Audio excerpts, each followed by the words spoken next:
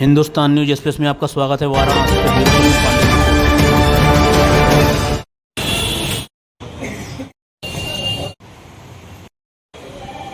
कल रात को लगभग 11:30 बजे थाना आदमपुर में ये सूचना आई कि दो लोग एक संदिग्ध सामान के साथ बस में ट्रैवल कर रहे हैं।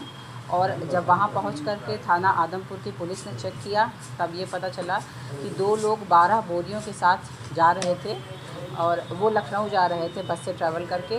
और जब उन 12 बोरियों को चेक किया गया तो उसमें से चांदी की सिल्लियाँ और चांदी के जवाहरात मिले हैं।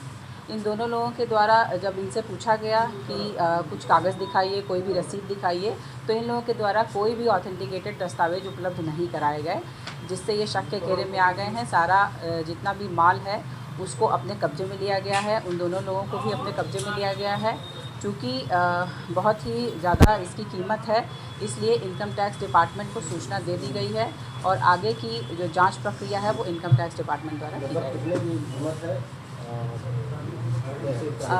जब इसका वेट कराया गया तो ये 278.59 kg लगभग 2.25 कुंतल के आसपास की चांदी है ये।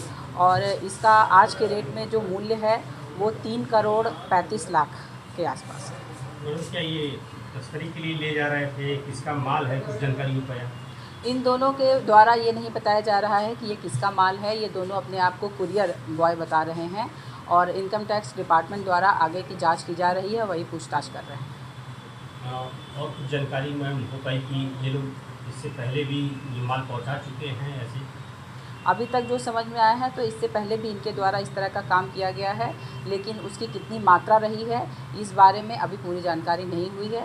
लगातार पूछताछ की जा रही है। प्रथम दृष्टया को क्या लगता है कि किस तरह का अवैध कारोबार है, जीएसटी को बचाने के लिए है या फिर तस्करी होती थी?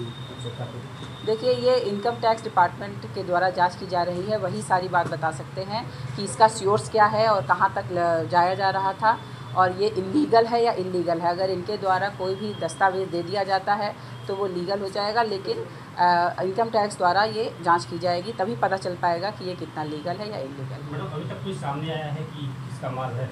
नहीं, अभी तक किसी का भी कोई फ़ोन कॉल या किसी के द्वारा थाना स्तर पर कोई भी सूचना नहीं दी गई है।